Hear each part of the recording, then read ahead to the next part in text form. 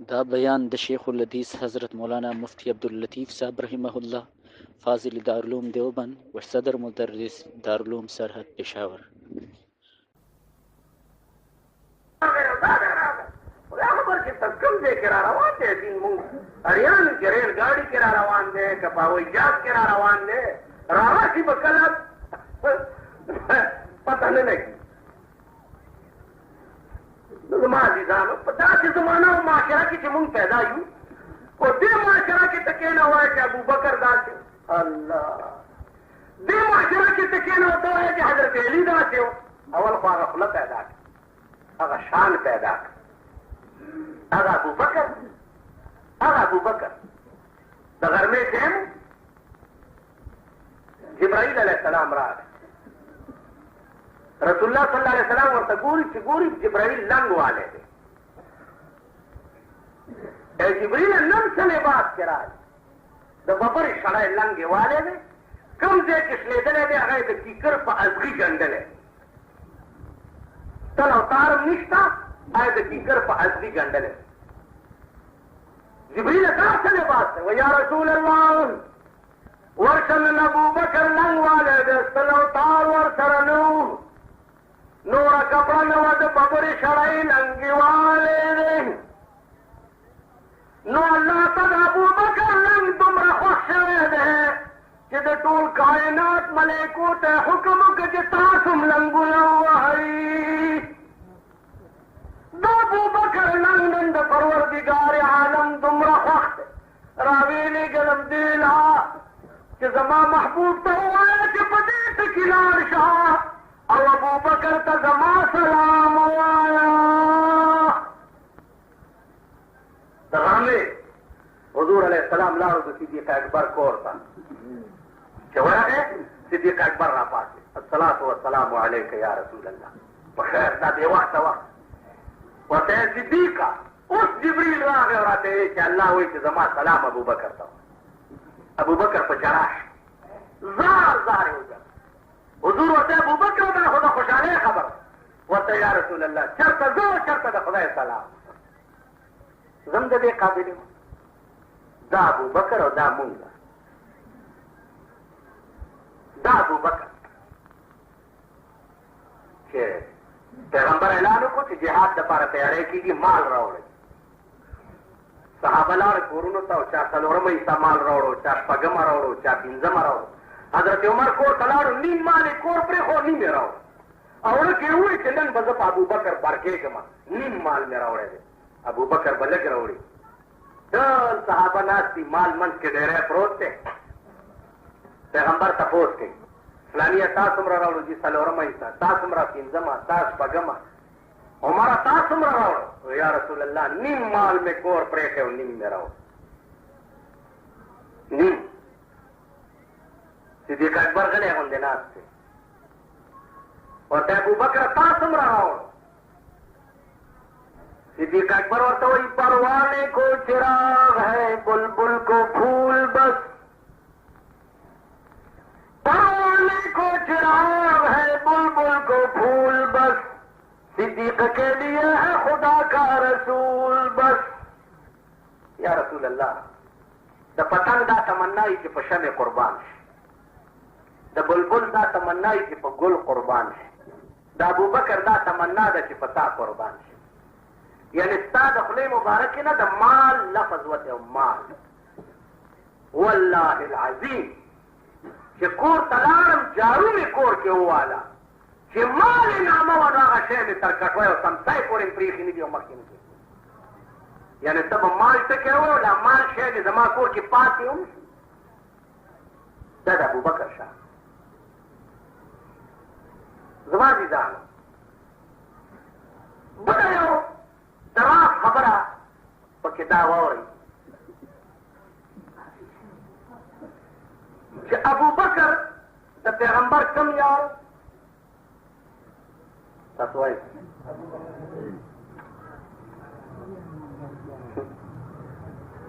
चला मुबल्लिग में ओके ना खुदा तो गोरई खबरा न पोएगी जमा अबू बकर सिद्दीक माहिद रसूलुल्लाह कम यारो यारे अव्वल خبره پوه شو یار اول او عمر یار دویم او عثمان یار دریم او علی الله پاک تا په علم قدیم سره دا معلومه وه چې آخره زمانه کې محمد عربي صلی الله علیه وسلم زه پیدا کړم داغه به څلور یاران عمر چې کوم یار پیغمبر ځان له اول نیولی دی نو داغه عمر یې اول کړی چې کوم یې دویم نیولی نو عمر یې دویم کړی چې کوم یې دریم نیولی عمر یې دریم کړی چې کوم یې څلورم نیولی عمر یې څلورم کړی خیال وکړئ حضور وفات شو نو الله ته دا په علم قدیم معلومه وه چې ده پسې خلیفه به ابوبکر نو درې میاشتې او 2 کاله خلافت ده وکړه او رسول الله پسې دیم وفات شو الله ته معلومه وه چې ورپسې نمبر به د یار دویم وي عمر فاروق هغه د خپل دور خلافت نه بعد هغه هم وفات شو بیا ورپسې نمبر د عثمان ذی النورین هغه د خلافت اختتام نه بعد هغه هم وفات شو حضرت علی عمر هم الله په علم ازل کې څلورم لیکلی و څنګه چې پیغمبر ترتیب سره یاران علي څلورم یارو داسې عمر هم الله څلورم ځای کې لیکلی تاسو خیال لرئ دا یو ډېره وزني او د راز خبره ده کاش چې تاسو پرې پوه شوي وي پیغمبر ترتیب ورکړی چې ابوبکر زما یار اول دی عمر یار دویم دی عثمان یار دریم دی او علي یار څلورم دی نو الله یې عمرونه هم په علم ازل کې ممداسې لیکلي زما عزیزان اوس سوال په دې ځای کې دا دی د عثمان بحث به انشاءالله بلې جمعې ته شروع کېږي دې مقام کې سوال دا دی چې آیا مونږ نه په قیامت کې به چې څومره تپوسونه کېږي څومره نو په هغې کې دا شی شامل دی چې مونږ د پیغمبر د صحابهو متعلق عقیده څه پکار ده چې علي یار اول پکار دی که یار دویم پکار دی که دا هم پکې شامل نه چې دا قرآني خبره ده ولا تسألون عما كانوا يعملون د هغوی د اعمالو تپوس به تاسو نه نه کېږي د هغې منځ کې چې څه اختلافات راغلي وي نو هغې متعلق پیغمبر صحابهو ته ویلي انما انا لکم مثل الوالد لولده ای صحابهو زه تاسو دپاره په مثال د پلار یم لکه پلار چې د زامنو دپاره نو د زامنو منځ کې اختلاف چې پیدا شي د هغې فیصله کول زیات حق پلار ته دی که تا و ما ته دی صحابه اولادو پیغمبر پلارو پلار پوهېږه او د اولاد فیصلې پوهېږه ستا یو عجیبه خبره ما یو ځلې خوب لیدلی ما او خوب کې ما بی بی فاطمه رضی الله تعالی عنها لیدلی دا ځوان چې هغې باندې یو څادر پروت دی او څوک ووایي چې دا بی بی فاطمه ده نو زه اراده وکړم د نږدې کېدو لیکن زما لاس وختې کار نه کوي نږدې کېدی نه شي په دې کې یو عالم دی هغه سید دی هغه راغی څادر یې ترې لرې کړو د بي بي فاطمې سر یې څپ کړو ما اراده وکړه چې زه هم ورشم او د دې سر څپ کړم رکې مې وویل چې دا خو سید دی اولاد دی د بي بي فاطمې او زه خو غیر سید یم نو ما ته به دې ته نږدې کېده روا نه وي خیال م راغی په دې کې زه ایښ شوم سهار نه مې په خپله خو په تعبیر پوهېدم نه یو بزرګ ته لاړم او د دې تعبیر مې ترې تپوس وکړو چې تعبیر مې ترې تپوس وکړو ما ته یې ویل چې کوم احترام ستا په زړه کې په ویښه دی الله هغه احترام درته په خوب کې مښوده تاسو خیال راغی عرض مې دا و چې سید هغه اولاد رسول دی یا صحابه په دغه وخت کې دا ټول اولاد رسول د هغې فیصلې پوهېږه او پلار یې پوهېږه پیغمبر یې پوهېږه ستا او زما دا مجال نشته چې د یو صحابي متعلق دومره مو وایو چې جامې خیرلې پیغمبرانو کې که چا دومره وې چې فلاني پیغمبر رتبه کمه وه او د فلاني زیاته وه، یا فلاني پیغمبر جامې داسې وې او داسې وې، صحابي به شي. او صحابي هغه چاته وایي چې عمر کې توبه بالکل نه قبلېږي. که د الله متعلق د سړي خولې نه ګستاخي وځي په توبه معاف شي، او که د پیغمبر متعلق یې د خولې نه ګستاخي ووته صحابي شي. صحابي دا مطلب دی چې عمر کې توبه نه قبلېږي چې څو پورې دې دا سر دې پرې کړی. دې وجې نه ډېر احتیاط پکار دی د انبیاو په شان. د انبیاو په شان کې دا بعضې خبر زمونږ د وطن کې وګوره، زه د خدای زویه وایي بس که پیغمبر راولې پرې به دې نه، او چې دا دندان پې ووي او دا خوله یې ټینګه نیولې او وینې پې بېږي، بیا نه پیغمبر راغلي او نه څوک راغلي او ورته یې منلي بیا خیال دې راغی. دا ټول خبیثان چې دي په دوی ښځې طلاق دي. پیغمبر په شان کې چې چا ګستاخي وکړه ښځه پې طلاقه شي، د الله په شان کې چې چا ګستاخي وکړه ښځه پې طلاقه شي. دین او مذهب ته چې چا کنځلې وکړي کافر شو او ښځه پې طلاقه شي. نو که دې کلمه وویله او نکاح بیا وتړلو خو ډېره ښه ده، کینې هغې نه وروسته چې څومره بچ کچ پیدا کېږي دا ټوله رانیاني وایي په ایمان مونږ دلالیان یو. زمونږ ښځې شپه ورځ دین او مذهب ته کنځلې کوي که نه کوي؟ نه کوي. زه ستا د پلار مذهب ماشوم ته چې کنځلې کوي ستا د پلار مذهب داسې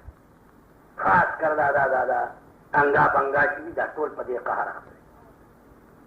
مالدار خلک دهریان دي، خدای نه مني، رسول نه مني، دین نه مني، مذهب نه مني. مالدار خلک داسې دي او غریبان خلک چې دي په دې خبرو کافران دي. دواړو طبقو بیړه غرقه ده. مالدار چې دي آزاد دي صاحبه، نہ پرواہ جنت اور نہ دوزخ. وہی آخرت کی خبر ہے کس کو، یا تو آرام سے گزرتی ہے. خبر نہ سوک راغلے او بارے را ورغولے دے دلته خو خې مزې چرکی ای په دې اخته دي او غریبان په دې کار اخته دي. د محرم په ورځ سلام داسې بیا ګیرو ته پناه په خدای هغه ښځې د پنځو پیرانو نه یو ډکه ټانګه ښځې را روان وي او یو درې لشران ورپسې ایم په ټانګه کښې او دا ښځې هم په ټانګه کښې او دومره یې راوړي وو چې په دې پایې د پاسه تخته چې ده په دې هم کښېنولي د دومره بچو میندې وې او یو قسم رنګ څنګ یې جوړ کړی و او دا لشران ورپسې او دا مخکې خانده پړقېږه او ګډېږه. دا زمونږ ښځې دا ګیروټي د دې غټو خو کلبونو کې ګرځي که نه انټرګان دی او کلبونه دي او پلانې دي هغې خو هلته خپلې مزې چرچې کوي. دا زمونږ چې دي مونږ په دغه ورځ اجیرو ته اجازت ورکړې چې ځکه چېرته لپنګانو درپسې منډه ووالم ښه به رخو به دې خوشحال شي. چېرته د خدای درې تاله چې ګورې ښځی را بار کړي او په دغه ورځ بعضې ورسره را رواني او بعض واسې را خوشي کړي په دې اجیرو کې لکه د ګډو غوندې ګرځي. یعنې د سیدسل پیرنواله تر اظهرخانې پورې زه لاړم او دا جیرې مې وکتې د ګوتې لګولو ځای پکې نه و د ښځو د لاس. پیغمبر لعنت کړی دی په هغه ښځو چې کومې په اجیرو کې ګرځي. په هغه ښځې او مېړه دواړو لعنت ورېږي چې تر څو واپس کورونو ته نه یې راسي. څه چل دی لسمه ورځ ده په قبرونو وباسي. یو ډېر پوه سړی په مخه راغی چې ګورم جګ ورسره دی لکه دې څه کوې دم وباچولې په قبرو. ولې وباچولې؟ په دې قبر اوبه ولې اچوې؟ سرونه هم د چرګانو چټو شه نو ولې یعنې څه چل منګي دي او مسور دي او داړونه یې ولې وایه سنین تږي مړه دي په عقل دې کار یې وغورځې چې سنین تږي په کربلا کې مړه دي او اوبه دلته په خپل پړي اچوي. تږي هغوی مړه دي او اوبه خپل مړي له ورکړې. ته په ایمان یې چې ته تږې اوبه زه څکم ستا تنده پې مري. ته وایې چې زمونږ د سړو دا عقل دی د ښځو دا عقل دی دا څه خلک او دا مصیبت ټول هم ګوره په دې صوبترات کې دی. بیا ټک نه واوړه بیا نشته بل ملک ته لاړ شه نشته عربو ته لاړ شه نشته. ښه چېرته چې په عاشوره کې باران وشي نو زمونږ دا ښځه وي چې هغه دې لیده ځینې مړي داسې چې د اوبو اچولې سکنو نو خدای پې اوبه را واچولې. دا لازکه زمونږ په دې منځ کې پناه په خدای غواړه، خدای ته وګورئ، خدای ته وګورئ، د اولاد کنټرول وکړئ، ښځې کنټرول کوي. والله چې پاکستان به د تباهۍ په پلیټ فارم د ښځو د لاسه ولاړ دی، د ښځو د لاسه. نن حکومت اعلان کوي وایي ښځو ته لا پوره حقوق نه دي میلاو، دا لا بله چا پوره شي چې لا بس دی چا پوره شي نو بس دغه به شي چې دوی دې را پیتې میتې وباسي او مونږ به دا پوزې موزې سوری کړو، دغه به یې کوو شو مونږ به کور کړي نو دا لونډانې دې بار ګرځي، نور دې نه پوره حقوق به څه ورته ملایي. خدای ته وګورئ، مونږ غرق یو، تباه یو. دنیا خو زمونږ هسې تباه ده. ښه ورځ پسې بړانده شو که خیر وګورئ دی نه، دا د دې ځای ورځ یاده لرئ، دا د جمعې ورځ چې دا قوم په ښې ورځې پسې ړوند نه شو نو زما نه دا ګیره کله کوي. چېرته چې د دې قوم دا کرتوتونه دي، د دوی دا مال دی او د دوی دا کار دی. ښځې کنټرول کوي، اولاد کنټرول کوي، لوڼه کنټرول کوي، خپل ځان په کابو کې وساتئ کني مونږ غرق یو. حکومت نه دا تمه مه کوه چې دوی به راته دا وکړي او دوی به راته دا وکړي. نه نه، یو ضیاءالحق صاحب که ډېر ښه سړی دی، دا لاندې چې ورسره تعاون نه کړي ټیچر کې لاندې ورته په ارام کښېنه، ته چېرته لمونځونه کوه، زمونږ ایله وخت راغلی دی. تاسو خیال راغی؟ دې وجې نه هر سړی د خپل ځان په خپله راټینګ کړي. د پښتو یو شعر دی وایي زړګي له ډاډ ورکه په خپله، مدام به څوک ډاډه کوي ویشتلي زړونه. دا خپل زړه به په خپله ډاډه کوې او خپل ځان به په خپله ټیکې کړي. غرق اوس غرق څه ته وایي؟ ته به دا چې غرق خو دا معنا چې روټۍ ملاوېږي، جانې ملاوېږي. غرق په اعتبار د آخرت سره سترګې پټېدو نه بعد به که ستا دا عملو ستا خبر به د اور تنوري، ستا قبر به د وینې او د زوې تلو.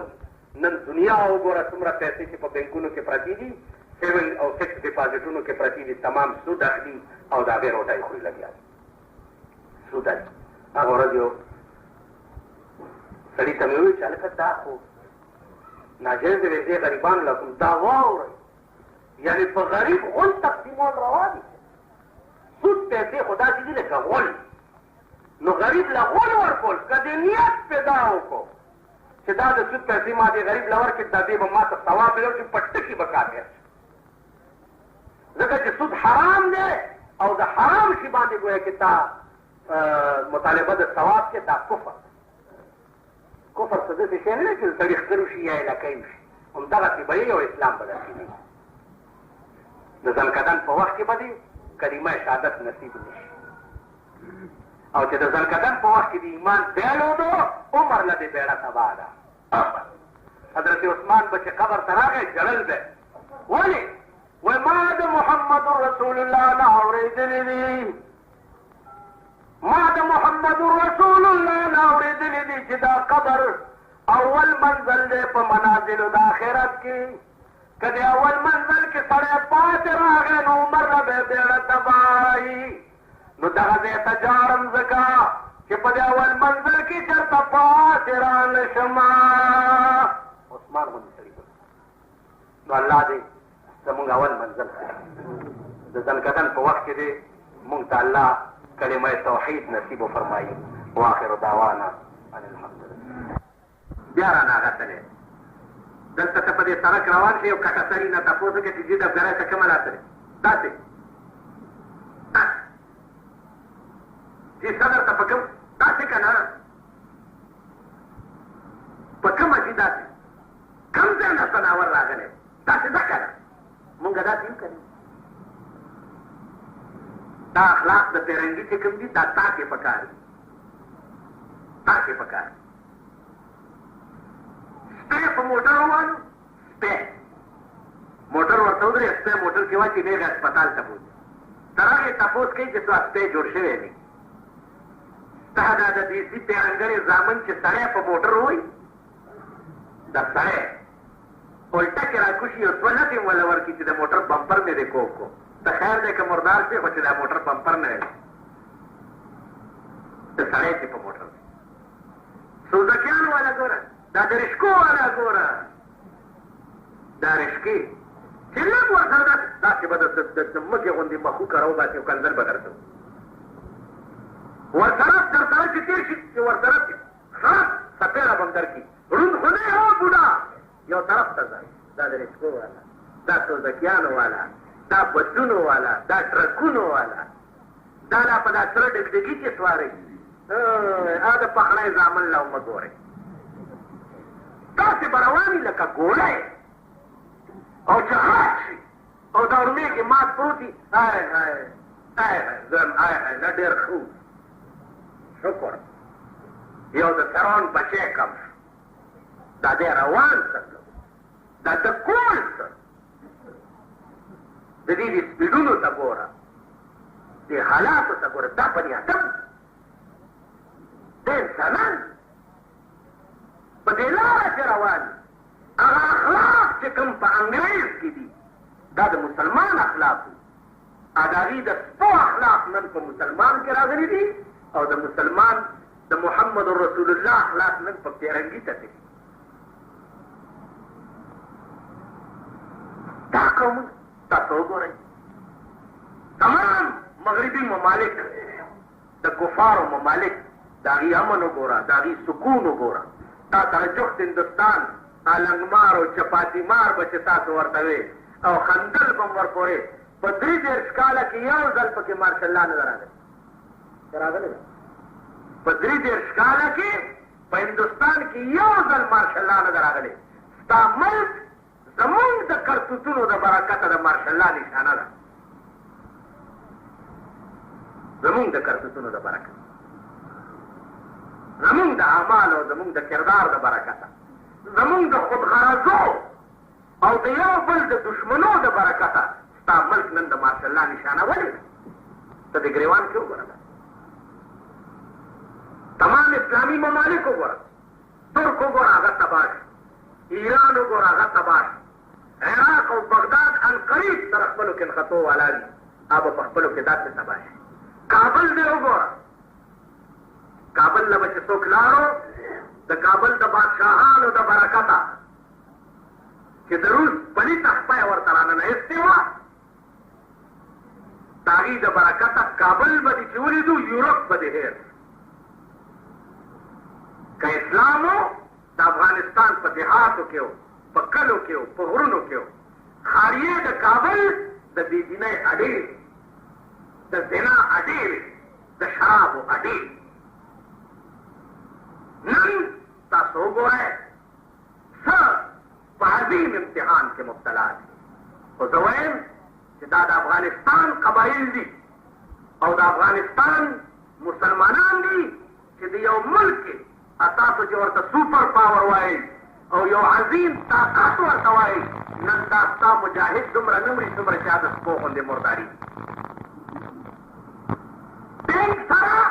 کوتک جنګوي ټینک سره کوتک جنګوي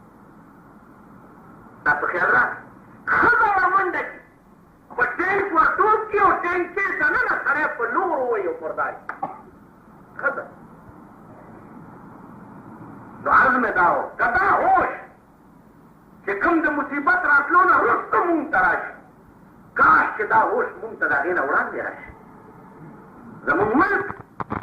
چې د ښځو ازادي انتها ته ورسوي